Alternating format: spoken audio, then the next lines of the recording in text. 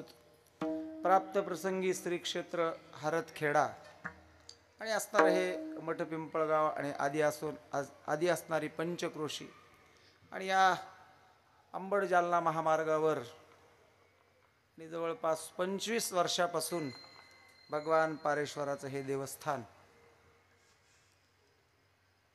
आणि या ठिकाणी भगवंताची सेवा करणारे ज्यांना राम आवडतो आणि रामाला जे आवडतात असे असणारे हरिभक्त परायण आदरणीय गुरुवर्य रामदास बाबा आणि यांच्या पदस्पर्शानं ही भूमी पवित्र झाली। जी माणसं भगवंताचं सतत नामस्मरण करतात महाराज, भगवंत त्यांच्यापासून दूर नाही। मग तुम्ही म्हणाल महाराज आमच्यात देव नाही का? देव आपल्या सगळ्यांमध्ये आहे, फक्त देव आपल्यात आहे याची जाणीव आपल्याला नाही। आणि याची जाणीव करून देण्यासाठी ज्यानं देवाला जाणलंय अशांच्या सहवासात राहणं गरजेचं आहे। म्हणून रामाचं दास असं नाव असणारे रामदास बाबा आणि भगवान शंकराची पूजा करतात आणि भगवान शंकर प्रभू रामचंद्राची पूजा करतात। महाराज काय योग आहे! या कलियुगामध्ये प्रत्येक माणूस मला कुणाचा गुरु होता येईल का यासाठी प्रयत्न करतोय, पण प्रभू रामचंद्राचं आणि भगवान शंकराचं नातं असं आहे की प्रभू रामचंद्राला विचारलं महाराज तुमचे गुरु कोण आहेत? ते म्हणतात माझे गुरु भगवान शंकर आहेत। शंकराकडे गेले त्यांना विचारलं महाराज तुमचे गुरु कोण आहेत? ते म्हणले माझे गुरु भगवान प्रभू रामचंद्र आहेत। मग आता प्रश्न असा पडतो कोण कोणाचा गुरु? बाकीचे सगळे गुरु हे गुरु करणारे आहेत। म्हणून असे गुरु जीवनामध्ये अनेक आहेत, त्यांना तोटा नाही। तुम्हाला मंत्र देणारे, तंत्र देणारे, गंडा देणारे, दोरी देणारे, लिंबू मिरची, त्या लिंबावर टाचण्या, त्याच्यावर गुलाल बुक्का कुंकू या सगळ्या गोष्टी देणारे। आणि एवढंच नाही, तुम्हाला जर काही बाधा झाली त्यांच्याजवळ तुम्ही गेलात तर तुम्हाला छाछूची सुद्धा बाधा करणारे असे काही गुरु आहेत। म्हणजे चल चल चल चल काली कलकत्ते वाली तेरा वचन न जाए खाली, तोड दे दुश्मन की नली असं म्हणून राख सुद्धा तुमच्या अंगावर टाकणारे। तुम्ही गेलात आणि त्यांच्याजवळ बसून जर सांगितलं की महाराज माझं माझ्या भावाचं पटत नाही, तर त्या जागेवर बसून ज्या भावाचा यांचा कधी संबंध नाही अशा भावावर सुद्धा मूठ मारणार।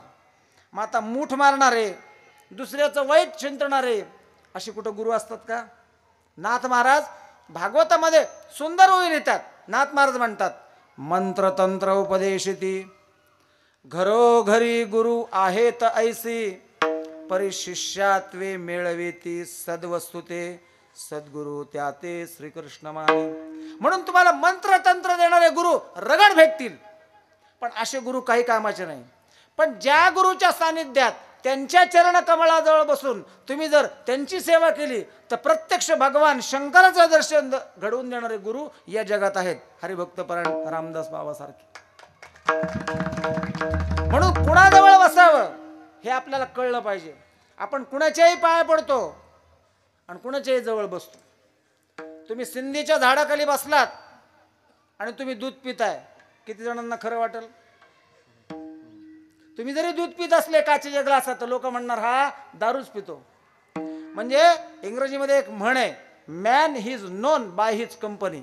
माणूस कशावरून ओळखला जातो तर त्याच्या असणाऱ्या संगतीवरून ओळखला जातो। आणि ज्याचं व्यसन सारखं आहे त्याची मैत्री चांगली होते। म्हणून भगवान शंकराचं व्यसन आणि प्रभू रामचंद्राचं व्यसन सारखंच आहे। मग तुम्ही म्हणाल महाराज तुम्ही यांना व्यसनी म्हणता, हे सुद्धा व्यसनच आहे। ज्ञानोबराय म्हणले तयाचे आम्हा व्यसन ते आमुचे निज निधान, किंबहुना समाधान तेल आहे। भगवंताचं नामस्मरण घेऊन जर आम्हाला समाधान मिळत असेल तर आम्ही देवाचं नाव का घेऊ नये? म्हणून कैलासात बसणारे आणि भगवान शंकर प्रभू रामचंद्राचं नाव घेतात। भजन करी महादेव देव, भजन करी महादेव, भजन करी महादेवा, भजन करी महादेवा। श्री राम जय राम जय जय राम, श्री राम जय राम जय जय राम, श्री राम जय राम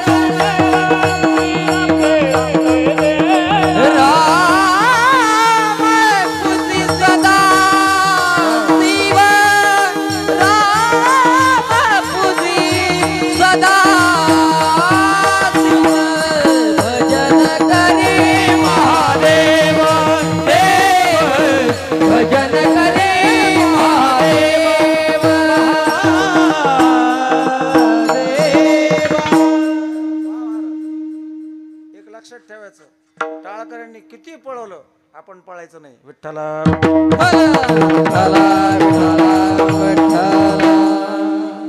कारण तुमच्या सद्गुरूच्या जवळ बसून तुम्ही किती शिकलेले आहात. बोट उलटे फुटत होते, उलटे. समोरून फुटणं गोष्ट सोडून द्या, पण उलटे बोट फुटून जर ही तपश्चर्या फळाला आली तर आपली तपश्चर्या कोणी पळून नेता कामा नाही. कारण ज्ञानोबराय म्हणले, तपाचे सामर्थ्य तपिन्नला अमूप. काय कष्ट केले असते ते आपल्याला माहित असतं, आणि ती सद्गुरूची साधना आहे. काही जरी झालं तरी आपल्या सद्गुरूचं नाव नाही गेलं पाहिजे. विठ्ठला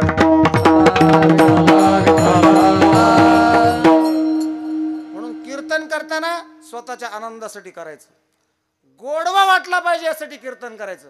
गायचं तालात, गायचं सुरात, ताल हुकता कामा नये. ज्याचा ताल हुकला त्याचा तोल गेला महाराज. विठ्ठला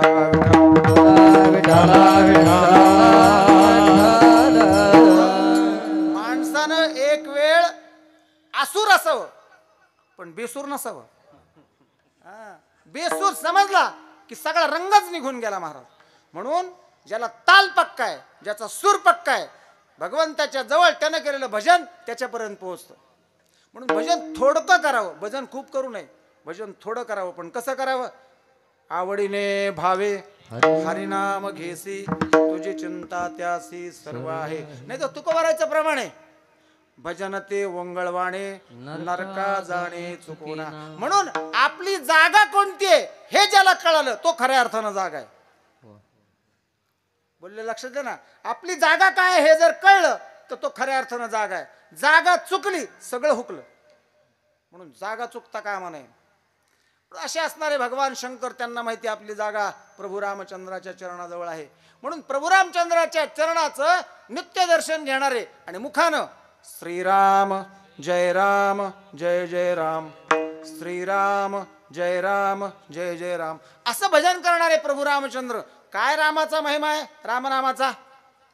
नाथांचा एक गोडाभंग आहे. नाथ महाराज म्हणतात, श्रीराम नामे तारिले पाषाण, श्रीराम नामे तारिले पाषाण, श्रीराम नामे तारिले पाषाण, श्रीराम नामे तारिले पाषाण. हा श्रीराम नामे तारिले पाषाण, श्रीराम नामे तारिले पाषाण.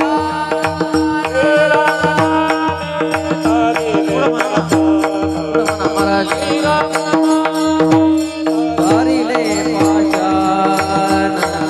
नामाचे महिमान कोण जाणे, नामाचे महिमान कोण जाणे, उभराटे नामे तारियला कोळी, उभराटे नामे तारियला कोळी.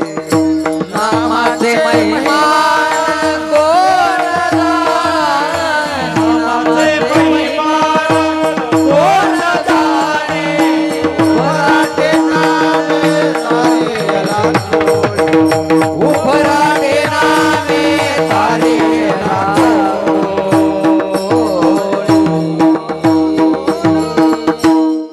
महाराज म्हणले, दोष झाले होळी रामनामे, आजा मेळ गणिका तारियली देखा, पवित्र तो चोखा रामनामे.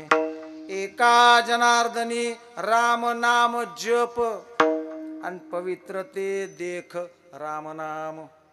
जर इतकं पवित्र प्रभू रामचंद्राचं नाव आहे, आणि जर देवादी देव महादेव, सगळ्या देवांचा राजा, सगळ्यांचा बाप काय म्हटलं जातं? सब देवन का बाबा, बडा बाबा असं म्हटलं जातं. महाराज, ज्या ज्या गोष्टी तुमच्या आमच्यासाठी निषिद्ध आहेत, ज्या ज्या गोष्टींसाठी आपण घाबरतो, भीतो, ज्या गोष्टींच्या जवळ आपण जात नाही किंवा जवळही करत नाही, अशा सगळ्या गोष्टींना भगवान शंकराने आपल्या स्वतःच्या जवळ केलेलं आहे. म्हणून तुम्ही पहा, भगवान शंकराचं या अभंगामध्ये संत श्रेष्ठ नरहरी सोनारांनी जे वर्णन केलंय, हे सगळं वर्णन भगवान शंकराचं सगुण रूपातलं वर्णन आहे. मग भगवान शंकर सगुण रूपात आहेत का? ज्या पारेश्वराचं आपण रोज दर्शन घेतो, हा भगवान शंकर सगुण रूपातला आहे का? नाही ना, हे निर्गुण रूपातला आहे. मग निर्गुण कसं आहे? नाही लक्षात येत. सगुण लक्षात येतं. म्हणून सगुण आणि निर्गुण याचा मेळ घालायला लागला तर घालता येत नाही. म्हणून फार पूर्वीच्या काळापासून हा वाद चालत आलेला आहे, हर मोठा का हरी मोठा. काही जण म्हणतात हरी मोठा, आणि जे भगवान शंकराचे भक्त आहेत ते म्हणतात नाही नाही हो, आमचा शंकर मोठा. म्हणून शंकराचे भक्त असणारे काही लोक इतके त्या भगवान शंकराशी विलीन आहेत, त्या भगवान शंकराच्या सेवेमध्ये, की त्यांनी गंध लावताना सुद्धा आडवा लावावा. इतका वाद होता पूर्वीच्या काळी.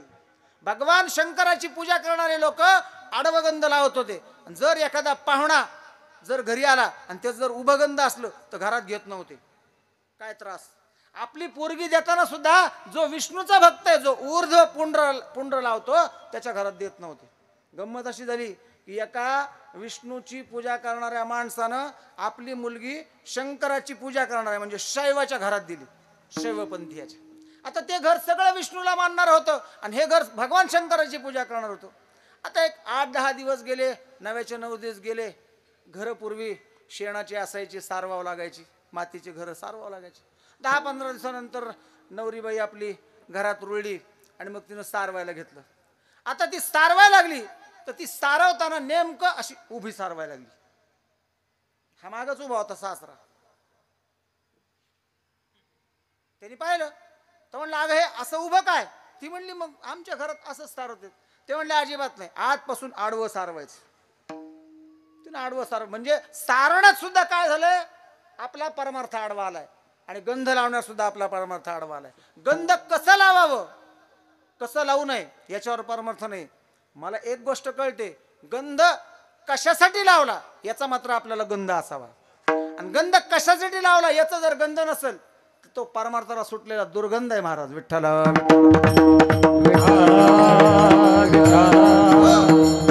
आणि विष्णूच्या घरात जर एखाद्या घरातल्या जुन्या माणसाचं धोतर फाटलं तर त्या विष्णूच्या घरातल्या माणसानं आपल्या पत्नीला सांगावं, जरा माझं धोतर फाटलंय त्याला टाके घाल. तो असं म्हणत नव्हता शिवून दे. शिवून दे म्हणलं तर काय व्हायचं, भगवान शंकराचं नाव तोंडामध्ये यायचं. म्हणजे इतका असणारा वाद की भगवान शंकर मोठा का राम मोठा म्हणजे हरी मोठा. तर हा वाद भगवान शंकराच्या आणि रामाच्या भक्तांनी, जे संत आहेत त्यांनी मिटून टाकला महाराज. म्हणून तुकोबारायला अभंग लिहावा लागला, हरी हरा हरी हरा भेद, हरी हरा भेद, हरी हरा भेद. नाही नका करू वाद, नाही नका करू वाद.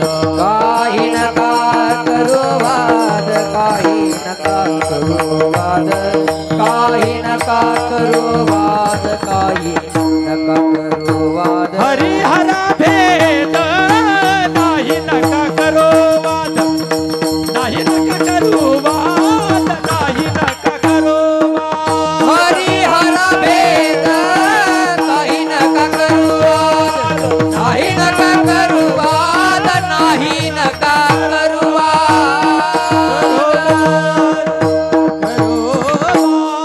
म्हणले भेद कासी नाड, एक वेलांटीच आड. काय फरक आहे, फक्त एका वेलंटीचा फरक आहे. वेलंटी दिली की हरी झाला आणि वेलंटी काढली की हर झाला, पण दोघांचं रूप काय आहे, एकच आहे. म्हणून भगवान शंकराचं जे आपण शिवलिंगाचं दर्शन घेतो हे भगवान शंकराचं निर्गुण रूप आहे. मग सगुण रूप काय आहे, मूर्ती रूपानं होतो, सगुण रूपानं आहे. मग या निर्गुण रूपातला देव आपल्याला कळत नाही, म्हणून देवाला सगुण साकार व्हावं लागलं. म्हणून निर्गुण म्हणलं तर काय, निर्गुणातला देव, त्याला रंग नाही, त्याला वास नाही, त्याला चव नाही, आणि त्याला पाहिजे तो आकार नाही, निराकार येतो. मग हा ओळखायचा कसा. देवाला सुद्धा प्रश्न पडला की माझे भक्त माझी पूजा करतील कशी. आपल्याला जर म्हणलं डोळे झाका, बघा गंमत अशी आहे, आपण 19 दिवस पायी चालतो भगवंताच्या दर्शनासाठी. 8-8, 10-10, 15-15 तास रांगेत उभा राहतो. कुणाला 15, 28 तास लागतात. आणि नेमकं गाभाऱ्यात आलं देवाच्या समोर की आपण डोळे झाकतो. मला सांगा, डोळे झाकायची ती वेळ आहे का डोळे उघडे ठेवायची वेळ आहे.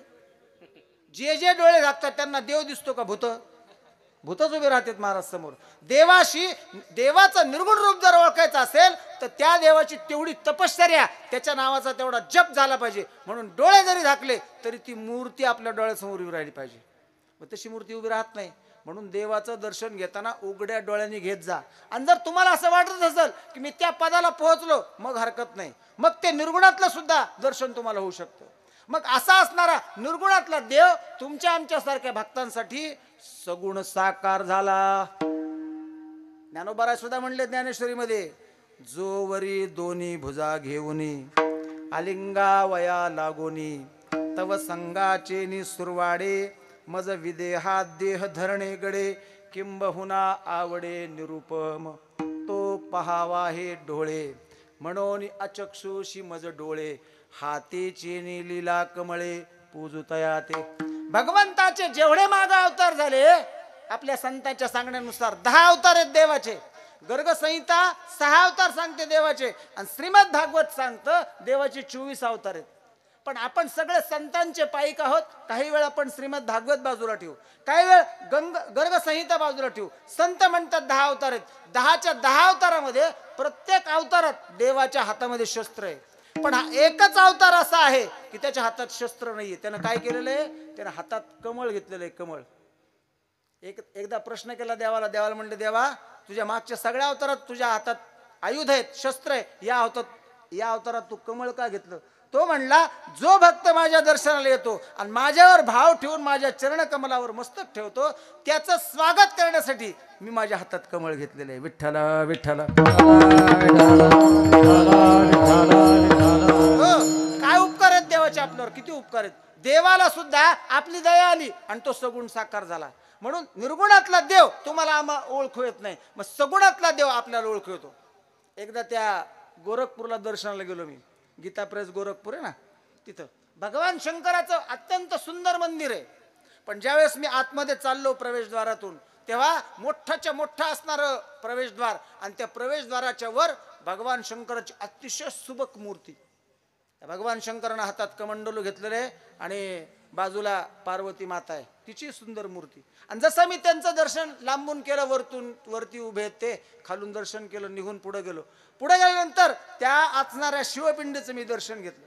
आणि शिवपिंडीचं दर्शन घेताना माझ्या लक्षामध्ये आलं, बाहेर जे दर्शन झालं हे सगुण आणि आतमध्ये जे आहे ते दर्शन निर्गुण. मग सगुण आहे खरं का निर्गुण आहे खरं? कोणतं दर्शन खरं, सगुण का निर्गुण?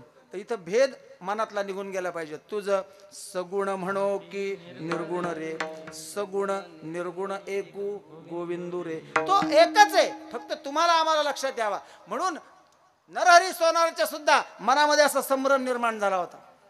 भगवान शंकराचे उपासक असणारे संत श्रेष्ठ नरहरी सोनार आणि पंढरीमध्ये राहणारे, आणि जी माणसं पंढरीत राहतात, पैठणात राहतात, देहूत राहतात, आळंदीत राहतात आणि देवाच्या जवळ राहतात, या सगळ्या माणसांना अहंकार असतो. महाराज आमच्यासारखं दुसरं कोणी नाही. त्याला असं वाटतं या समोरच्यानं आम्हाला आधी जय हरी करा, आम्ही काय करावं, कारण आम्ही देवाच्या जवळचे. आणि देवाच्या जवळ राहिले की देव अहंकार वाढवतो महाराज. आणि ज्याला अहंकार आहे तो माणूस ज्ञानी आहे.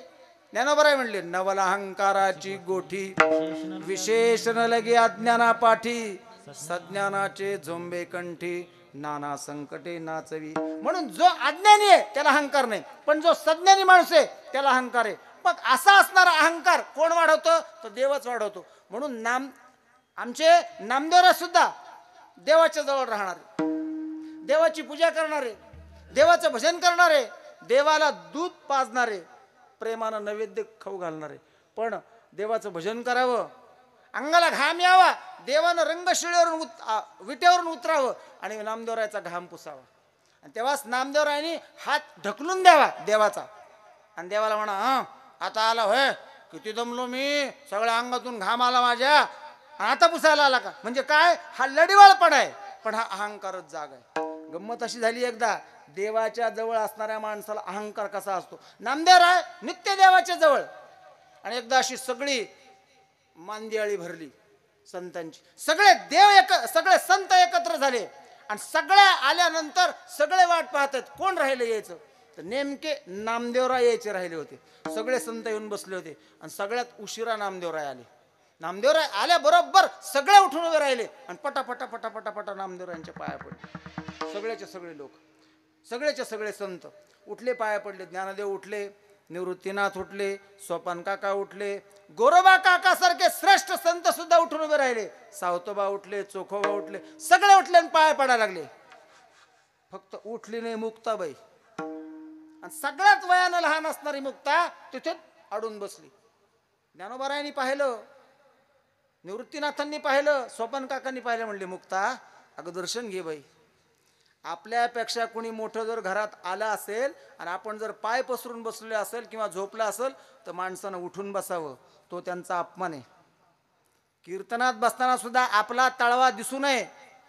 आपल्यापेक्षा ज्येष्ठ माणसाला म्हणून तळवा झाकून बसावं. म्हणून पाय मांडी कशी घालावी हे सुद्धा कीर्तनात. आता कीर्तन करायला शिकवायची वेळ आली.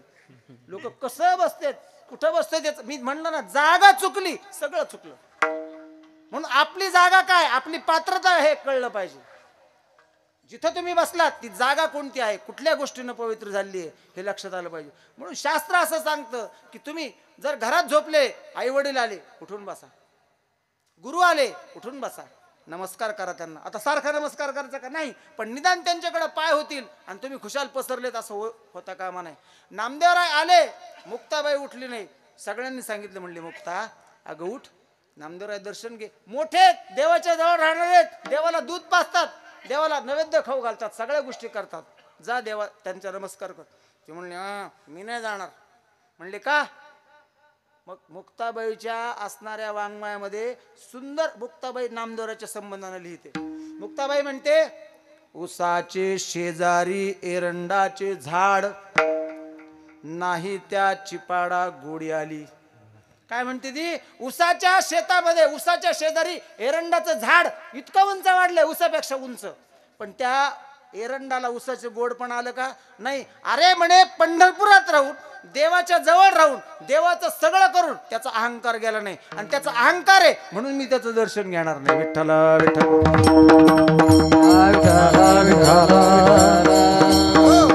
अशी असणारी मुक्ता. आणि मग नामदेवरायची पुढे तुम्हाला ती कथा माहिती आहे की गोरोबा काकांनी डोक्यावर मारलं आणि मग ती संताची परीक्षा झाली. पण सांगायचं काय की अहंकार निर्माण झातो. म्हणून पंढरीत राहून सुद्धा संत श्रेष्ठ नरहरी महाराजांना असा अहंकार होता की भगवान शंकर हेच देव आहेत, दुसरं कोणी नाही. गंमत अशी झाली की उत्कृष्ट सोनार होते. आजूबाजूच्या 5-25 गावामध्ये त्यांचं नाव होतं. सुंदर अलंकार घडवायचे सोन्याचे म्हणून, आणि श्रीमंत होते.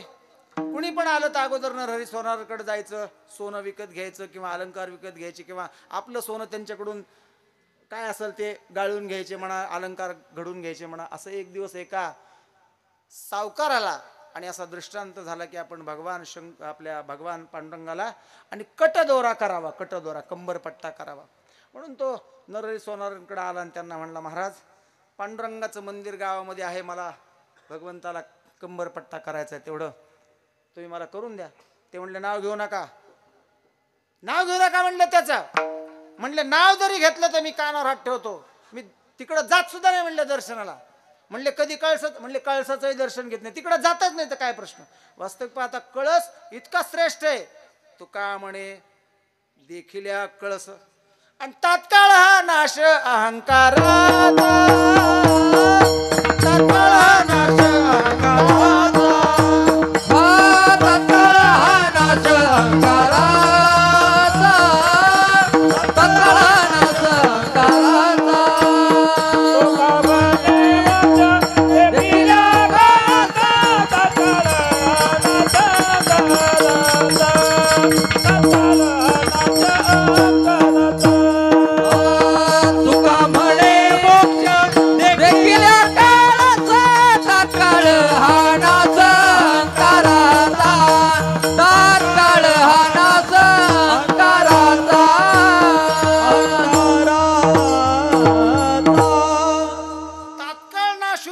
भगवंताचं दर्शन जर तुम्हाला काही कारणाने घेता आलं नाही, पंढरीत जाऊन आजारपण असेल, बीपी असेल, शुगर असेल, गर्दी फार आहे, शक्य नाही उभं राहणं, अशा वेळेस तुम्ही भगवान पांडुरंगाच्या मंदिराला प्रदक्षिणा घातली आणि भगवान पांडुरंगाच्या डाव्या हाताला बाजूला बाहेरून जर उभं राहिलात आणि तिथून जर कळसाचं दर्शन घेतलं तर तुम्हाला भगवंताच्या मूर्तीचं दर्शन घेतल्याचं एवढं तुम्हाला पुण्य आहे. आणि तुमच्या अहंकाराचा नाश होतो. तुकोबाराय म्हणतात तात्काळ हा नाश अहंकाराचा. म्हणले मी तिकडे जात नाही, बघत सुद्धा नाही. म्हणले अहो असं कसं, मला देवाला कंबरपट्टा करायचा. म्हणले अजिबात नाही, दुसऱ्याकडून करून घ्यावं. म्हणले तुमच्यासारखा सोनार नाही. म्हणले मग काही करा पण करून द्या. मग म्हणले एक गंमत करू आपण. काय करू? म्हणले तुमच्या डोळ्यावर पट्टी बांधू. मग त्यांना कळलं की अरे हा पट्टी बांधल्यावर देव दिसणार नाही. म्हणजे काय हरकत नाही. पट्टी बांधली त्यांच्या डोळ्यावर, हाताला धरलं आणि भगवान पांडुरंगाच्या मंदिरात नेलं पंढरपूरला. जसं मंदिरात नेलं आणि मूर्तीला नरहरी सोनारांनी हात लावला, जसा भगवान पांडुरंगाच्या कमरेला हात लावला महाराज. आता तो कसा आहे, कटेवर कर देऊन उभा आहे. कटेला हात लावला की त्यांच्या हाताला शिवलिंग लागायला लागलं. शिवलिंग. त्यांना वाटलं ही काय गंमत आहे. आता कंबर कशी असती, वरती थोडी मोठी छातीपशी आणि खाली गेली की थोडी कमी होती, पुन्हा खाली कटीपशी आली की वाढती. असा हात लावला पण ते सगळीकडे सारखंच लागायला लागलं. असा हात फिरून पाहिलं, त्यांना शिवलिंग लागायला लागलं. त्यांना वाटलं भगवान शंकराच्याच मंदिरात आलो काय, म्हणून पटकन पट्टी काढली. पट्टी जशी काढली तसं हा कमर, अरे अरे अरे अरे अरे म्हणले. असं म्हणले, पुन्हा पट्टी बांधली. पट्टी बांधली आणि पुन्हा हात लावला की पुन्हा शिवलिंग लागायला लागलं. असं जेव्हा 2-3 वेळा झालं तेव्हा त्यांच्या लक्षामध्ये आलं की अरे इथं शिवलिंग जरी नसलं आणि भगवान पांडुरंग जरी असला तरी माझा भगवान पांडुरंग काय आणि माझा भगवान शंकर काय एकच आहे. आणि मग तिथून अहंकार निघून गेला. पुढं कंबरपट्टा करून दिला तो भाग नंतरचा, पण अहंकार निघून गेला. आणि मग भगवान शंकराचं आणि भगवान पांडुरंगाचं रूप एकच आहे हे त्यांच्या लक्षामध्ये आलं. आणि त्यांच्या लक्षात येऊन त्यांनी भगवान शंकराच्या सगुण असणाऱ्या रूपाचं वर्णन केलं अभंगाच्या पहिल्या चरणात. भस्मवटी रुंदमाळा, भस्मवटी रुंदमाळा, भस्मवटी रुंदमाळा, भस्मवटी रुंदमाळा, भस्मवटे भस्मवटी रुंडमाळा, भस्मवटी रुंडमाळा, भस्मवटी रुंडमाळा, भस्मवटी रुंदमाळा, हाती त्रिशूळ नेत्री ज्वाला, भस्मवटी रुंदमाळा, हाती त्रिशूळ नेत्री ज्वाला, रामकृष्ण हरी गज चर्मरा गंबरा, गज चर्मरा गंबरा, गज चर्मरा गंबरा, गज चर्मरा गंबरा. रुंडमाळा, हाती त्रिशूळ नेत्री ज्वाळा, भस्मवटी रुंडमाळा, हाती त्रिशूळ नेत्री ज्वाळा, रामकृष्ण हरी गज चर्म व्याघ्रांबर, गज चर्म व्याघ्रांबर, गज चर्म व्याघ्रांबर, गज चर्म व्याघ्रांबर. मोठे रुंडमाळा, हाते त्रिशूळ नेत्री ज्वाला, हाते त्रिशूळ नेत्री ज्वाला, हाते त्रिशूळ नेत्री ज्वाला, हाती त्रिशूळ नेत्री ज्वाला, हाते त्रिशूळ नेत्री ज्वाला, हाते त्रिशूळ नेत्री ज्वाला. आणि सहज सोपं लक्षात येण्यासारखं आहे. महाराज म्हणले भस्मवटी रुंडमाळा. भगवान शंकर सगळ्या अंगाला काय लावतात तर भस्म लावतात. आणि कोणतं भस्म? चिता भस्म सर्वांगास. हे भस्म काही यज्ञकुंडातलं नाही. यज्ञकुंडामध्ये समिधा टाकून आहुती दिलेलं जे यज्ञ शांत झाल्यावर खाली राहतं ते सगळंच्या सगळं भस्म आहे. आणि जे लाकडं घालून चुलीत स्वयंपाक केला जातो ती राख आहे. दोन्ही बघितलं तर सारखंच आहे, पण यज्ञकुंडातलं म्हणलं जातं भस्म, कारण त्याच्यात यतीनं ब्राह्मणानं आणि मंत्रघोषानं काय केलं असतं, आहुती दिली असती. स्वाहा स्वाहा असं म्हणून ते शांत झाल्यानंतर ते उचललेलं भस्म कपाळाला लावलं जातं आणि चुलीतली राख भांडे घासायला वापरली जाते. विठ्ठल विठ्ठल.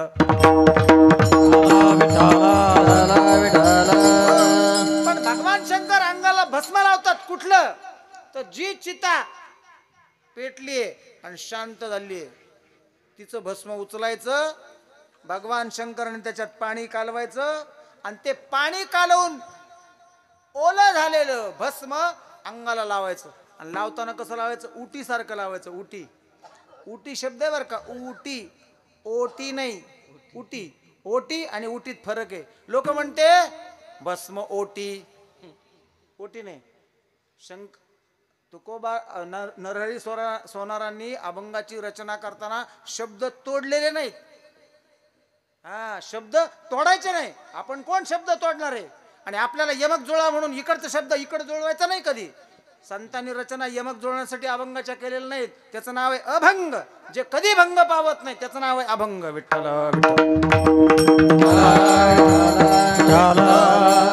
म्हणून काय लावतात, पाण्यात का लावतात ते भस्म आणि स्वतःच्या अंगाला लावतात. तुम्ही आता पहा, चैत्र महिना सुरू झालाय. चैत्र शुद्ध, चैत्र वद्य, वैशाख शुद्ध आणि वैशाख वद्य या 4 दशम्या ज्या येतील आता, दशमी ही तिथी, या चारीच्या चारी दशमी तिथीला भगवान पांडुरंगाला, पैठणच्या विजय पांडुरंगाला, नाथ महाराजांच्या समाधीला, आळंदीला ज्ञानोबरांच्या समाधीला चंदनाची उटी लावली जाते.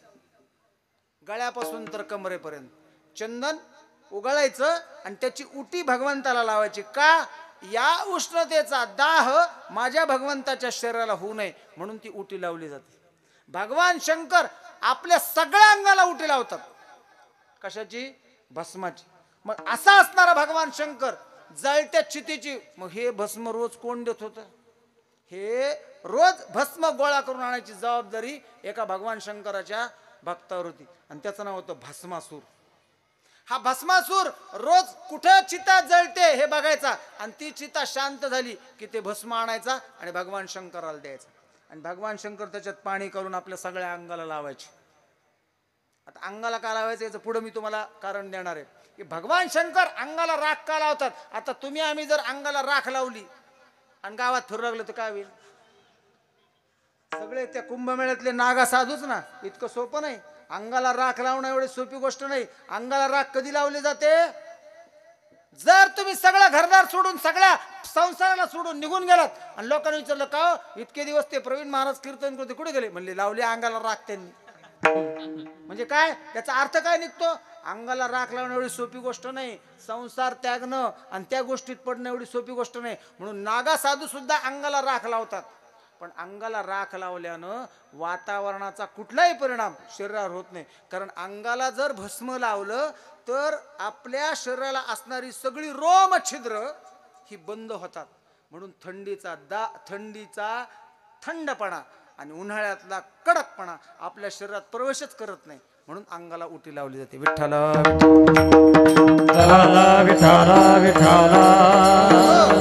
आपल्याला आश्चर्य वाटतं की नागा साधू हिमालयात राहतात. 0 डिग्री सेल्सिअस तापमान असतं, -40 डिग्री सेल्सिअस तापमान असतं आणि हे मात्र बसलेले असतात. ओम नमः शिवाय, ओम नमः शिवाय. का बरं थंडी वाजत नाही त्यांना? कारण लावलेल्या भस्मामुळं, त्या लेपामुळं सगळे रोम छिद्र बंद झालेले असतात. त्यामुळं थंडी आतमध्ये प्रवेशच करत नाही. हे त्याच्या मागचं कारण आहे. पण भगवान शंकर हे अंगाला भस्म लावतात आणि भस्माचं रोज त्यांना ती भस्म आणून द्यायचं. एक दिवस अशी गंमत झाली की संध्याकाळपर्यंत त्याला जळालेली चिताच दिसली नाही कुठं. मग आता सूर्य अस्तमानाला गेला, भगवान शंकराच्या अंगाला उटी लावायचं राहून गेलं. जावं तर काय म्हणून जावं आणि न जावं तर भगवान शंकर तसेच राहतील. रोजचा नियम आहे. पण शेवटी चिताभस्म न मिळाल्यामुळे भगवान शंकराच्या समोर गेला, नमस्कार केला, खाली मान घातली, उभं राहायला म्हणला देवा आज काही कुणी गेलेलं दिसत नाही. जी यादी तयार आहे त्या यादीतलं कुणी गेलेलं दिसत नाही. आपण जायच्या आधी आपली यादी तयार झालेली असती. आपलं त्या यादीत नाव आहे का नाही हे माहित नाही. म्हणून जगण्यातली मजा आहे. ज्या दिवशी आपल्याला कळल उद्या यादीत आपलं नाव आहे, आपण आजच मरून जाऊ महाराज. विठ्ठल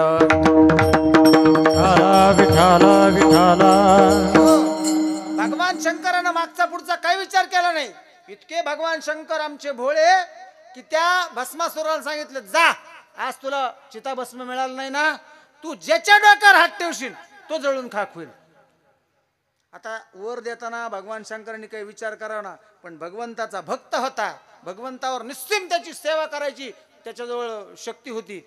पण मग भगवंतानी त्या भोळ्या भक्ताला वर दिला आणि ते शहाणा असं की त्यांनी भगवान शंकराच्या डोक्यावर हात ठेवायचा प्रयत्न केला. आता पुढची कथा तुम्हाला माहिती आहे, त्याच्याशी आपल्याला घेणं नाही, आपल्या कीर्तनाच्या अभंगाचा तो विषय नाही. पण भगवान शंकर इतके भोळे की भक्त जो त्यांना त्यांची सेवा करतो त्याच्यावर ते भोळेपणानं त्याला वर देऊन टाकतात. म्हणून नाथ महाराज सुद्धा भगवान शंकराचा अभंग लिहिताना म्हणतात, शिव भोळा चक्रवर्ती त्याचे पाय माझे चित्ती. म्हणून आमचा शंकर कसा आहे, भोळा आहे म्हणले. मग असा असणारा भगवान शंकर महाराज म्हणले भस्म उटी, भस्माची उटी अंगाला लावतो आणि पुढे म्हणले रुंडमाळा. आता रुंडमाळा म्हणजे काय माहिती आहे? भगवान शंकराच्या गळ्यामध्ये फुलांचे हार नाहीत, भगवान शंकराच्या गळ्यामध्ये बाकीचे हार नाही, भगवान शंकराच्या गळ्यामध्ये कवटीच्या माळ आहेत. कवटीची माळ आहे, कवटीची. कवटी म्हणजे रुंड. आणि कवटी कोणाची माहिती तुम्हाला? ही कवटी त्यांची आहे जे राजे एकेकाळी त्रिलोक विजयी होते, ज्या राजांची सत्ता जिथपर्यंत नजर जात नाही, काही हजारो वर्ष त्यांनी राज्य केलेले, असे असणारे सगळ्याचे सगळे राजे ज्यावेळेस त्यांना ताटीवर नेऊन स्मशानात नेलं, सरणावर ठेवलं, त्यांच्या सरणाला आग लावली आणि त्यांची चिता जळून भस्म झाली, तेव्हा त्यांचं काय शिल्लक राहिलं? फक्त कवटी. आणि त्या कवटीच्या माळा भगवान शंकरांनी आपल्या गळ्यात घातलेल्या आहे. मग त्या कवटीच्या माळा गळ्यात घालायचं कारण काय? कारण ते राजे त्रिलोक विजयी होते. असे असणारे राजे की ज्यांच्या हजारो बायका होत्या, हजारो मुलं होती, हजारो नातूपंत होते, एवढा मोठा त्यांचा सगळा असणारा संसार होता आणि अमाप संपत्ती होती त्यांच्याकडं. असे असणारे राजे सुद्धा ज्यावेळेस मेले त्यावेळेस ते कवडी सुद्धा नेऊ शकले नाही, कवडी. आणि कुणीही त्यांच्या मागे आलं नाही. भगवान शंकर त्या रुंड माळा गळ्यात घालतात आणि तुम्हाला आम्हाला हे सांगतात की बाबांनो, तुम्ही ज्या दिवशी जाल त्या दिवशी तुम्ही काही नेणार नाही, शिल्लक राहणार फक्त कवटी. आणि ती सुद्धा फुटेपर्यंतच लोक तुमच्याजवळ थांबणार, ती फुटल्यावर तुमच्याजवळ थांबणार सुद्धा कोणी नाही. म्हणून भगवान शंकर गळ्यामध्ये रुंडमाळा घालतात. महाराज म्हणले भस्म उटी रुंडमाळा. आणि पुढे काय म्हणले? हाती त्रिशूळ नेत्री ज्वाळा, त्रिशूळ नेत्री ज्वाला, ते त्रिशूळ नेत्री ज्वाला, ते त्रिशूळ. भस्मबुटी रुंडमाळा, हाती त्रिशूळ नेत्री ज्वाळा, हाती त्रिशूळ नेत्री ज्वाळा, हाती त्रिशूळ नेत्री ज्वाळा.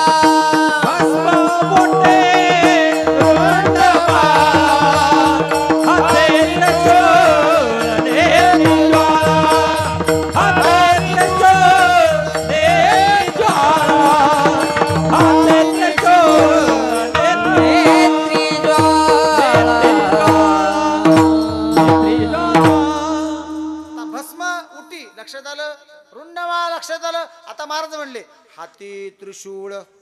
भगवान शंकराच्या हातामध्ये त्रिशूळ आहे महाराज, त्रिशूळ. आणि त्रिशूळाला 3 टोक आहेत, त्याला शूल म्हटलेलं आहे. आणि शूल म्हणजे ते टोचणार असतं. म्हणून माणसाला काहीतरी नेहमी टोचलं पाहिजे, बोचलं पाहिजे, काहीतरी खुपलं पाहिजे. आपलं असं आपल्याला आपल्या डोळ्यातलं कुसळ दिसत नाही, पण लोकांच्या डोळ्यातलं मुसळ दिसत. बरोबर म्हणलो का मी? म्हणजे काय, आपल्या डोळ्यात मुसळ आहे पण लोकांचं कुसळ दिसत नाही, ही गंमत आहे. म्हणून काय महाराज म्हणले, तुम्हाला टोचलं पाहिजे. मग त्याच्या हातात त्रिशूळ आहे आणि त्रिशूळाला 3 टोक आहेत. मग 3 टोक कशाचे आहेत? हे 3 टोक आहेत. पहिलं टोक आहे कामाचं, दुसरं टोक आहे क्रोधाचं आणि तिसरं टोक आहे लोभाचं. हे तिन्ही टोक त्रिशूळाला आहेत आणि तिन्हीच्या तिन्ही असणाऱ्या कामावर, क्रोधावर आणि लोभावर भगवान शंकरानं विजय मिळवलेला आहे. म्हणून भगवान शंकर हे कामावर विजय मिळवत आहेत, क्रोधाला आपल्या ताब्यात ठेवलंय आणि लोभ त्यांच्याजवळ अजिबात नाही. आता मला सांगा, तुमच्या आमच्या सारख्या जवळ काम आहे का नाही? आणि कामाला कोण दाबू शकला? कामाला कुणीही दाबू शकलं नाही. काम बरोबर जागृत होतो. महाराज म्हणले, कामाजी कोतवाल याने नागविले बहुतासी. कुणाला नागवलं? इंद्रा पडले भग चंद्र झाला काळा. नारद चुकला ताळा भजनाचा, नारद चुकला ताळा भजनाचा. पडले भग चंद्र झाला काळा, नारद चुकला ताळा भजनाचा, नारद चुकला ताळा भजनाचा.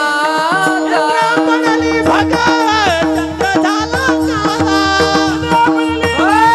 चंद्र झाला काळा, पडली भग चंद्र झाला काळा. इंद्रा पडले भग चंद्र झाला काळा, पडली भग चंद्र झाला काळा.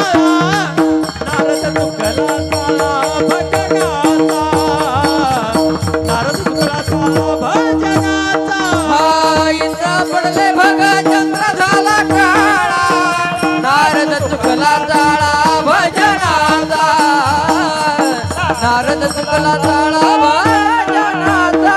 वा महाराज, फार सुंदर प्रमाण आहे. महाराज म्हणले, इंद्रा पडले भग. इंद्र हा देवांचा राजा आहे. म्हणून या इंद्रानं बऱ्याच वेळा इतक्या मोठ्या मोठ्या चुका केल्या की त्याच्या अंगाला भग पडले. भग म्हणजे छिद्र. म्हणून जी माणसं डुप्लिकेट रूपात येतात, खरं रूप लपवून, आपण त्यांना फसतो. रावणानं सुद्धा सीतेचं ज्यावेळेस हरण केलं त्यावेळेस तो मूळ रूपात आला नाही. वास्तविक पाहता राजा होता. विमान होतं त्याच्याकडं, काय नव्हतं, सगळं होतं. सप्तकोटी घरे शुद्ध कांचनाची, असं वर्णन आहे भावात रामायणामध्ये. इतका असणारा मोठा राजा, भगवान शंकराचा निस्सिम भक्त, पण मनामध्ये कामना निर्माण झाली दुसऱ्याच्या स्त्रीविषयी आणि तिला पळवून न्यायचा विचार आला. तेव्हा त्यानं सुद्धा साधूचा वेश धारण केला. आणि साधूचा वेश वास्तविक पाहता तो खरा साधू होता का? नाही, रावणाच्या वेशातला खोटा साधू होता. पण आपलं सुद्धा तसंच आहे. महाराज म्हणले, बहुरूपी धरी संन्याशाचा वेश, बहुरूपी धरी संन्यासाचा वेश, बहुरूपी धरी संन्यासाचा वेश, बहुरूपी धरी संन्यासाचा वेश. तयास धन देते, पाहुणी तयास धन देती, पाहुणी तयास धन देती. बहुरूपी धरे संन्यासाचा वेश, पाहुणे तयास धन देते, पाहुणे तयास धन देते. हे बहुरूपी धरे संन्यासाचा वेश, पाहुणी तयास धन देती, पाहुणी तयास धन देती. नाथांच्या हरिपाठातला अवंग आहे. नाथ महाराज म्हणतात, आपलं सुद्धा तसंच आहे. खरा साधू जवळ होता सीतेच्या, लक्ष्मणासारखा, पण ओळखू आला नाही. सीतेला सुद्धा ओळखू त्यावेळेस आला नाही आणि यावेळेस नाही आला. दोन्ही वेळेस. मारीच ज्यावेळेस हरणाचं रूप घेऊन आला तेव्हा सीतेनं सांगितलं रे आम्हाला मारायला. आणि तिकडून जेव्हा आवाज आला, लक्ष्मण धाव, त्यावेळेस सीतेला वाटलं आपला नवराच मेला. आता जो सगळ्यांच्या हृदयामध्ये विराजमान आहे त्याला कधी मरण आहे का? महाराज म्हणले, सर्वागटी राम देहादेही एक, सर्वस्य चाहम हृदसन्निविष्टो. ज्याला मरणच नाही, जो रकार आणि मकार असा मिळून तयार झालेला राम शब्द आहे, असा कधी जाऊ शकत नाही. पण सीतेला लक्षात आलं नाही, लक्ष्मणाची निर्भत्सना केली. आपलं सुद्धा तसंच आहे. तसं या इंद्रानं देवांचा राजा असल्यानं बरेच असे व्याभिचारी काम केले होते. एवढंच नाही, आपल्या गुरुपत्नीचाच भोग घेतला. आणि ही गोष्ट जेव्हा लक्षात आली तेव्हा घरातून बाहेर पडताना त्या कुटियामधून या इंद्रानं मोराचं रूप घेतलं आणि बाहेर पडला. आता हा जो प्रसंग आहे ना, या प्रसंगामध्ये नाथ महाराज भागवतामध्ये सुंदर वर्णन करतात. ते म्हणतात, अशी जी बदमाश माणसं असतात, ही माणसं रूप बदलून आपला कार्यभोग साधत असतात. हे सगळे मोरासारखे आहेत. आणि असे कोण आहेत? म्हणले असे लोक यांना या जगामध्ये जे खोट अहंकाराने आणि दांभिक वृत्तीनं वागतात असे सगळे स्वतःला विद्वान म्हणवतात.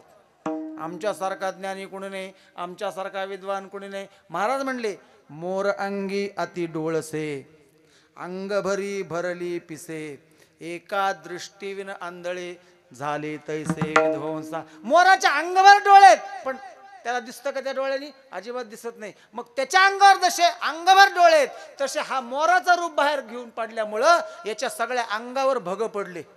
महाराज म्हणले इंद्रा पडले भग. आणि ज्या चंद्राला आपण अतिशय सुंदर म्हणतो, कोजागिरी पौर्णिमेला त्याची पूजा करून त्याचं असणारं चांदणं दुधात पडल्यानंतर ते दूध प्राशन करतो. कारण का त्या दिवशी त्याच्यातलं जे चांदण्यातून खाली आलेलं असतं दुधामध्ये ते अमृत असतं आणि ते दूध पिलं म्हणजे आपल्याला अमृत पिल्याचा आनंद आहे. म्हणून कोजागिरी असा असणारा चंद्र सुद्धा चंद्र झाला काळा. बरं जाऊ दे हे इंद्र आणि चंद्र, पण जे नारद भगवंताचे भक्त आहेत तिन्ही लोकात फिरणार आहेत आणि कुठेही जाताना त्यांना गेट पास नाहीये, आय कार्ड नाहीये, ओळखपत्र नाहीये. कुणी जरी आले, कोणाच्याही जरी आले तर त्यांना सरळ प्रवेश आहे. दैत्याच्या राज्यातही प्रवेश आहे, राक्षसाच्या राज्यातही प्रवेश आहे आणि देवाच्या राज्यात प्रवेश आहे. एवढंच नाही, देवाच्या घरात सुद्धा प्रवेश आहे, कोणी विचारणार नाही. असे नारद आणि सतत भजन करतात, नारायण नारायण नारायण नारायण नारायण. असे नारद सुद्धा जे भगवंताचं सतत भजन करतात. महाराज म्हणले नारद चुकला चाळा भजनाचा.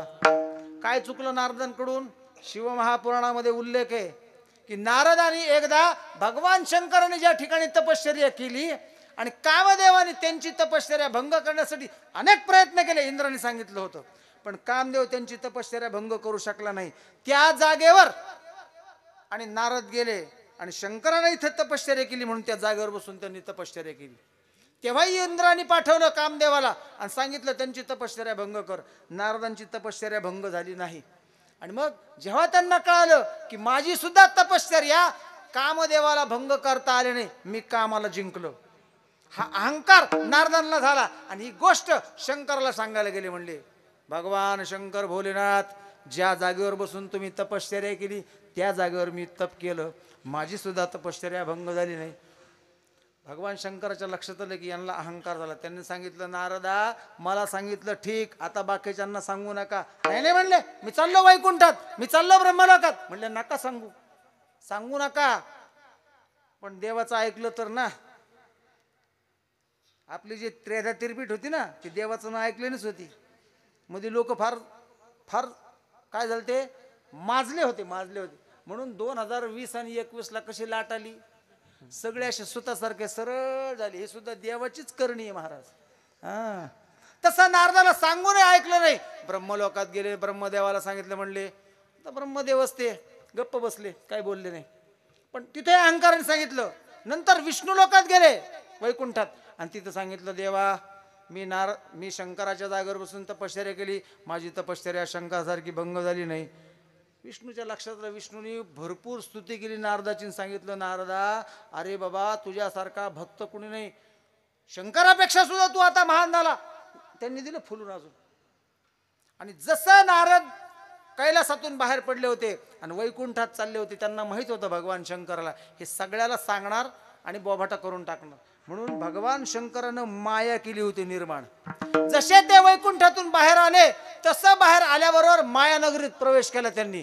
आणि तिथं काय पाहतात तर शीलनिधी नावाचा राजा आणि त्याची असणारी मुलगी श्रीमती, तिचं स्वयंवर रचलं जात होतं. आणि सगळ्याचे सगळे राजे असे खुर्चीत बसले होते, सगळेचे सगळे नवरे मुलं आपल्याला माळ घालले म्हणून. आणि तिथं शंकराचा आपल्या नारदांचा प्रवेश झाला. नारदांचा प्रवेश झाल्याबरोबर तो शीलनिधी नावाचा राजा उठला, नारदांच्या हाताला धरलं, या महाराज या महाराज या महाराज या महाराज करत सिंहासनावर बसवलं, पाद्यपूजा केली, आभूषणं घातली, अलंकार घातले, पाया पडला, पत्नीला बोलवलं, मुलीला बोलवलं, सगळ्यांना पाया पडायला सांगितलं. पाया पडले आणि हळूच त्या शीलनिधीने आपल्या मुलीला नारदांच्या समोर उभे केलं. म्हणले महाराज हिचं स्वयंवर आहे, कृपाईचा हात बघा आणि सांगा हिला कसा नवरा मिळेल. आता नारदांचं ज्योतिष्य एकदम चांगलं होतं बरं का, उत्कृष्ट होतं. आता त्या मुलीला पाहिल्याबरोबर नारदांच्या मनामध्ये कामना निर्माण झाली आणि त्यांना असं वाटलं अशी जर एखादी सुंदर बायको आपल्याला असती तर, हे जर आणि तर फार घातक आहे बरं का माणसाला, पक्का असावं काहीतरी, जर तर आलं की संपलं. मग हात पुढे केला तिनं आणि नारदांनी तिचं हात बघितल्याबरोबर त्यांच्या लक्षात आलं की या असणाऱ्या राजकन्येला नवरा मिळणार फक्त भगवान विष्णूच, दुसरा नवराच नाही होऊ शकत. इतके हिचे असणारे हाताच्या रेषा आणि हिचं असणारं गुरुबळ काय आहे, स्ट्रॉंग आहे. हिला नवरा कोण मिळेल तर फक्त देवच नवरा मिळेल असं सांगितलं. म्हणले शिरनिधी तुझ्या बायकोला, तुझ्या असणाऱ्या मुलीला फक्त नवरा देवच मिळेल म्हणले. आणि असं उठले, असं म्हणलं, निघून आले बाहेर त्या राजसभेतून. ही सगळी माया होती. राजसभेतून निघून आले, निघताना बाहेर त्यांच्या असं लक्षात आलं की देवाला 16,108 बायका आहेत, ही 109वी कशाला, विष्णूला काय करायचे एवढ्या बायका. मग आपण देवाकडे जाऊ आणि देवाला सांगू देवा तुझं रूप मला दे. म्हणून भगवान विष्णूकडे गेले, विष्णूला सांगितलं, म्हणले देवा तुझ्याकडे मी पुन्हा आलो. देवाने कारण विचारलं, म्हणले कशासाठी. आता देवाला सगळं माहित होतं, कारण देव कसा आहे, चतुरा तो शिरोमणी, गुण लावण्याची खाणी, सगळं कळत होतं. पण नारदाने सांगितलं, म्हणले देवा असं असं झालंय आणि मला ती मुलगी आवडली आणि तिचा हात पाहिल्यानंतर तूच तिचा नवरा होऊ शकतो, दुसरा नवरा तिला मिळू शकत नाही. तेव्हा असं कर, 108 16,000 तुला ठेव, 109वी मला दे. आता ती मी करतो आणि तुझं रूप मला दे, तुझं रूप मला दे. म्हणल्यावर विष्णू म्हणले दिलं. आता दिलं म्हणलं, या आनंदात त्यांनी आपल्याला कोणतं रूप दिले आरशात पाहावं ना, न पाहता ते पुन्हा स्वयंवरात येऊन बसले. आता जसे स्वयंवरात आले तसे सगळेच्या सगळे त्यांच्याकडे पाहून हसायला लागले. का हसतात म्हणून त्यांना कळलं नाही, त्यांना वाटलं हसत असतील, हसत असतील. बसले खुर्चीत, बसले एका याच्यामध्ये. जशी ती राजाची कन्या आली आणि ती प्रत्येकाच्या समोर अशी माळ घेऊन जायची, प्रत्येकाला वाटतं आपल्या गळ्यात घालती, आपल्या गळ्यात, पण ती कुणाच्याच गळ्यात हवी. ती नारदांच्या जसं जवळ आली त्यांना वाटलं आता आपण श्रीहरी झालोत, आपल्याला देवाचा चेहरा आलाय, देवाचं रूप आपल्याला आले. म्हणून ते असे उठले आणि त्यांनी अशी मान पुढे केली, आपल्या गळ्यात हार टाकावा म्हणून. पण ती त्यांच्या गळ्यात हार न घालता उलट कुत्सितपणे हसली. हसण्याचे पण अनेक प्रकार आहेत बरं का. काही लोक किती हसा म्हणलं तर हसत नाही, हसन सुद्धा माणसानं मोकळं हसत जावं. म्हणून कीर्तनात, प्रवचनात, कथेत असे काही प्रसंग आले तर मोकळं हसत जाव. नाही हसलं ना चमकून मरत आहे. विठ्ठल विठ्ठल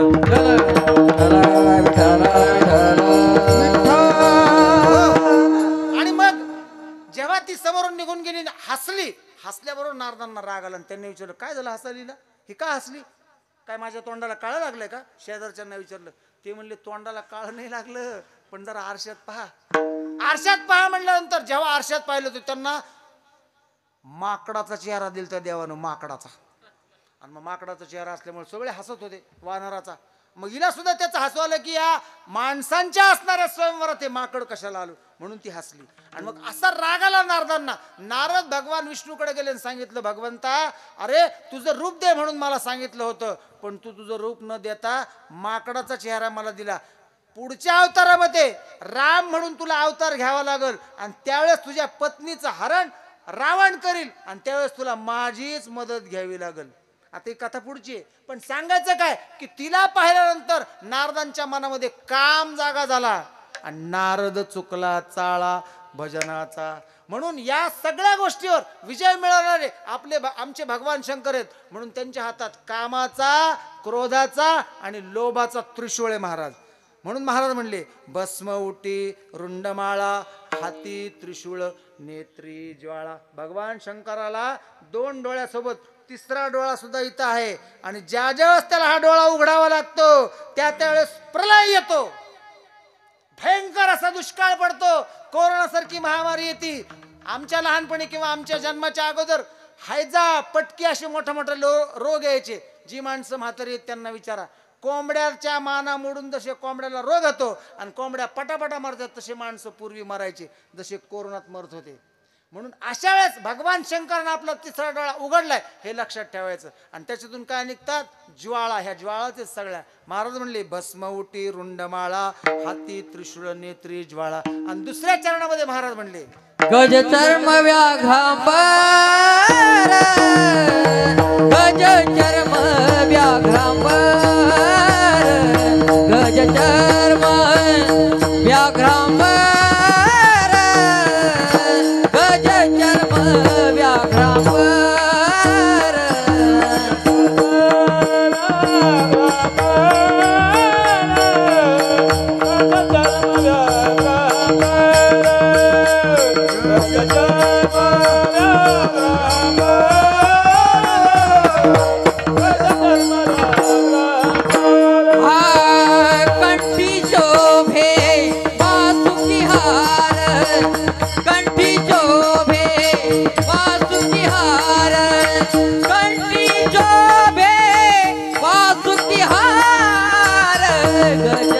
चर्म व्याघ्रांबर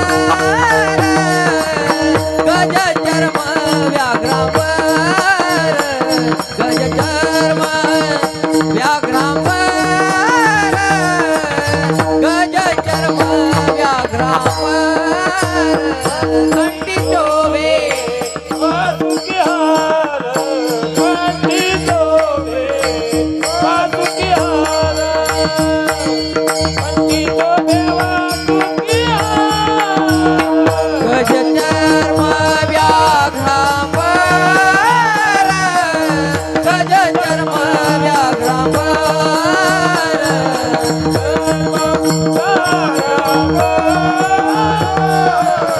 गज चर्म व्याघ्रांबर.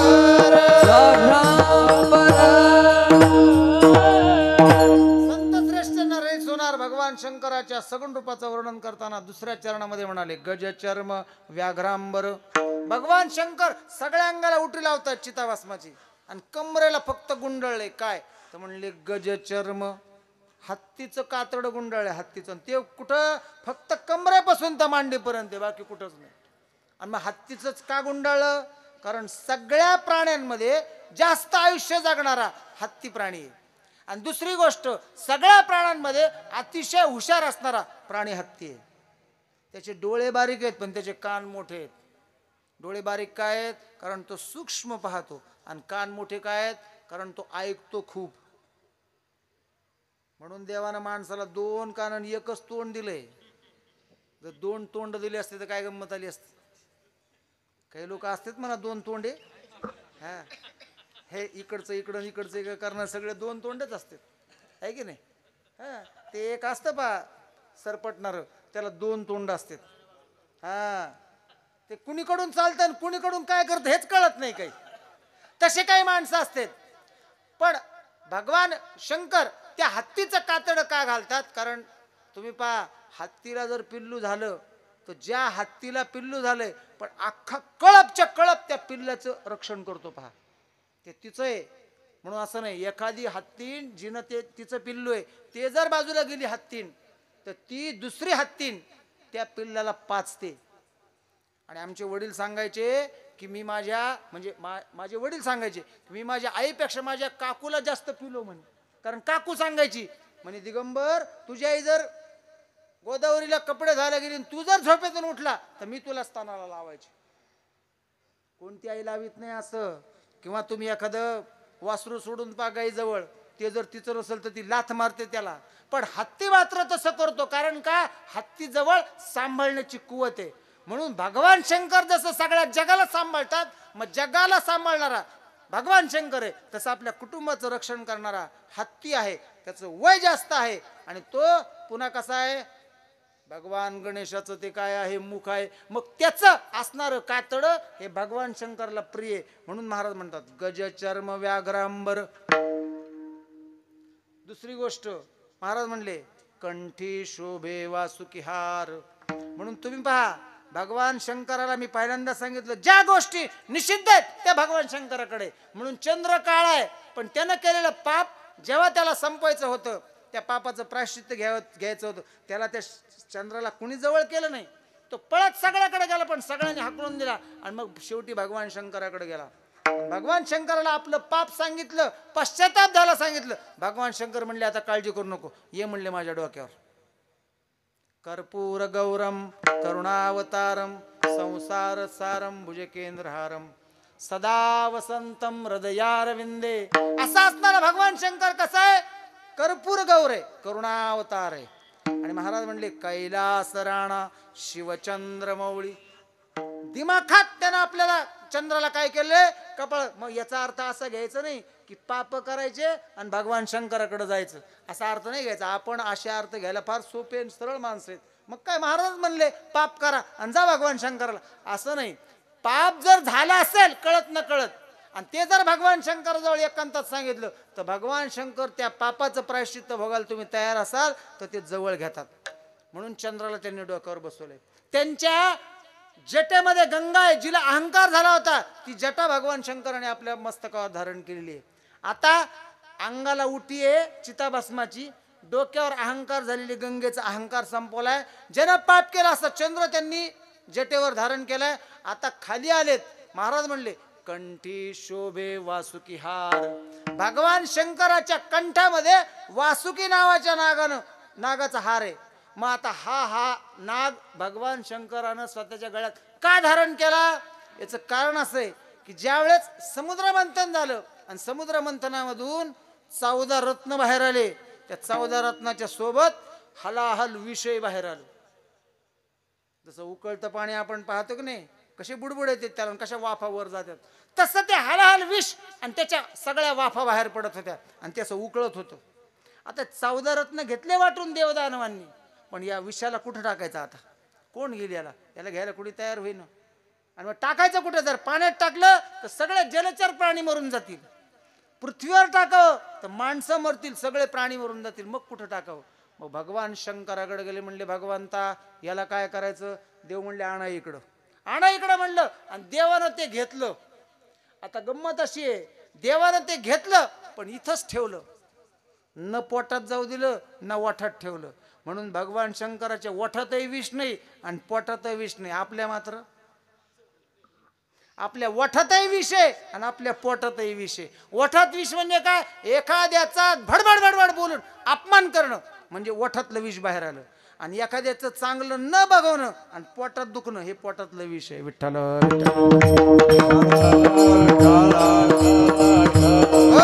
पण भगवान शंकर ओठातही ठेवत नाही आणि पोटातही घालत नाही. त्यांनी धारण केलंय कंठामध्ये.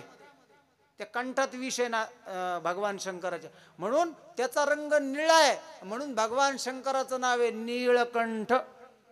मग आता हे हलाहल असणारं विष, इतकी त्याची उष्णता, इतका त्याचा दाह आहे की तो दाह भगवान शंकराला सहन होत नाही.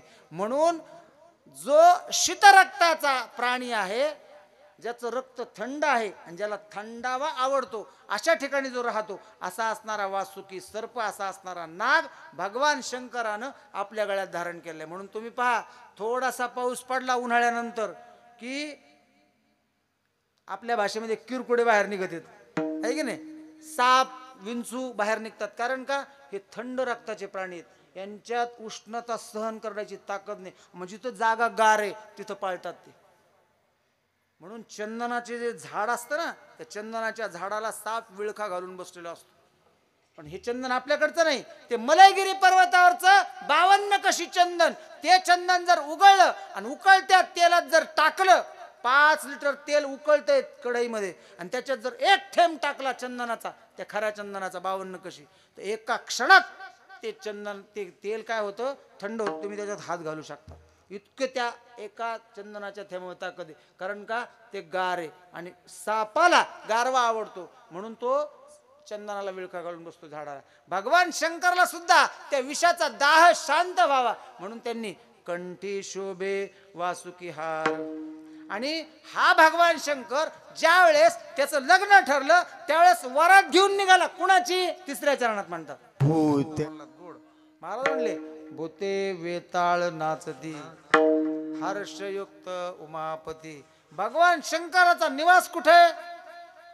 सांगा बरं कुठे? कुठं राहतात भगवान शंकर? कुठं राहतात? सगळ्याला तिथे जायचंय. तुम्ही असं विसरू नका की आपल्याला जायचं नाही म्हणून. सगळ्याला गेल्यावर तिथे नेऊन जाळते. ती जागा भगवान शंकरांनी घेतली. भगवान शंकराला एकदा त्यांची पत्नी म्हणली, पार्वती म्हणली, अहो मी माझ्या मैत्रिणींकडे जाते, मी माझ्या नातेवाईकाकडे जाते, मी माझ्या जाऊबाईकडे जाते. तेव्हा त्यांचे घरं पहा किती सुंदर आहेत, जरा त्या असं घर आपल्याला बांधा. भगवान शंकर म्हणले, अगं पार्वती तुला काय वेळ लागलं का? माणूस कसाही असला, किती मोठा किती लहान, मेल्यावर जिथे येतो त्या जागेत मी बसतो. आणि मग कशाला घर बांधायचं? काय गरज आहे बांधायची? तुम्ही 10 कोटीचा बंगला बांधला, काय घेऊन जाता? जाताना काहीच नेत नाही माणूस. शेवटी कुठं जातं? 3.5 हाताचा देह आहे आणि त्याला तेवढंच कापड लागतं आणि त्या कापडाला कुठंच खिसा नसतो. शिवलेलं सुद्धा नसतं ते आणि धुतलेलं सुद्धा नसतं, भिजवलेलं पण नसतं. आणि त्या कपड्यात तुम्हाला गुंडाळून तिथं जाळलं जातं. मग ज्या ठिकाणावर आपल्या देहाला जाळलं जातं भगवान शंकरचा निवासच तिथे. असे असणारे विरक्त देही भगवान शंकर म्हणतात की ज्यावेळेस त्यांचं लग्न ठरलं त्यावेळेस त्यांच्या असणाऱ्या वरातीमध्ये कोण होते? आता तुमच्या आमच्या वरातीत कोण आहे? त्या असणाऱ्या नवरदेवाची वरात घोड्यावर आहे आणि त्याच्या मागे कोण आहेत? मला कधी कधी आश्चर्य वाटतं, अत्यंत शीलवान, कुलवान, चारित्र्य संपन्न घरातल्या स्त्रिया सुद्धा उघड्यावर नाचा लागल्यात. आदरणीय भागवताचार्य, रामायणाचार्य, शिवपुराणाच्या कथा करणारे आणि माझे परमार्थ स्नेही मित्र हरिभक्त परायण श्री हरी महाराज समोर बसलेले आहेत. त्यांच्या मुखातून तुम्ही अनेक वेळा ऐकलं असेल, कुलवान स्त्री आपलं अंग लपवते. आपल्यापेक्षा मोठं कोणी आलं तर पूर्वी स्त्रिया डोक्यावर पदर घ्यायच्या. असला पदर तर त्याला सरळ करत होत्या, पुढं मर्यादेत राहत होत्या. आणि आता चांगल्या चांगल्या घरच्या स्त्रिया त्या डीजेच्या समोर खुशाल नाचत्यात. आणि आपण व्हिडिओ शूटिंग काय आपल्याच घरच्या बायकांची आणि व्हायरल करतो. कुठं चाललंय जग? शास्त्र असं सांगतं की स्त्रीनं आपली पाठ आपल्या नवऱ्याला सुद्धा दाखवू नये. कधी? ज्यावेळेस ती त्याच्यासोबत रतिक्रीडेमध्ये, तो भाग वेगळा, ते त्यांचं दोघांचं खाजगी आयुष्य. पण बाहेर असताना आपल्या नवऱ्याला सुद्धा तिनं आपली पाठ दिसली नाही पाहिजे, एवढं तिनं आपलं शरीर झाकून ठेवलं पाहिजे. आणि ते झाकून ठेवण्यातच तिची शालीनता आहे आणि कुळाची मर्यादा आहे. पण आता लग्न कार्यात काय होतं तुम्ही पाहता, माझा बोलायचा विषय नाही, पण बोलवल्याशिवाय कधी कधी राहत नाही. म्हणून आपण या गोष्टीला प्रतिबंध घातला पाहिजे. आपण कुठल्या कुळात जन्माला आलो, आपण कोणत्या वर्णात जन्माला आलो, आपल्याकडे बघताना समाजाचा दृष्टिकोन काय आहे आणि आपल्या घरातली स्त्री काय करते, आपण लहानपणापासून याचं आचरण घरामध्ये असलं पाहिजे आणि मुलांवर ते संस्कार केले पाहिजे. म्हणून भगवान शंकर इतके विरक्त आहेत की त्यांची जेव्हा त्या दक्ष प्रजापतीची असणारी आणि मुलगी आणि ती सती म्हणजे पार्वतीशी जेव्हा लग्न ठरलं त्या सतीशी, तेव्हा भगवान शंकर कुणाला घेऊन गेले तर महाराज म्हणले भूते, वेताळ. आणि कसे गेले? नाचत गेले. शिवमहापुराणाच्या कथेमध्ये उल्लेख आहे की किती किती गण भगवान शंकराचे आणि कोणत्या कोणत्या गणानं किती किती संख्या आपल्या आपल्या गणांची सोबत नेली. त्याच्यात दिलेले 1200 कोटी एवढे भूत आणि वेताळ होते. आणि ते सगळे कसे गेले? नाचत गेले. आणि ते पाठीमागून नाचत येत आहेत वरातीमध्ये. ते पाहून भगवान शंकर हर्षयुक्त उमापती, म्हणजे जे जगात निषिद्ध आहे भगवान शंकर त्याला जवळ करतात. म्हणून ज्या ज्या गोष्टी तुम्हाला आम्हाला आवडत नाहीत त्या भगवान शंकर सगळे स्वतः जवळ घेतात आणि सगळं माफ करतात. असा असणारा भगवान शंकर नरहरी सोनार म्हणतात शेवटच्या चरणामध्ये,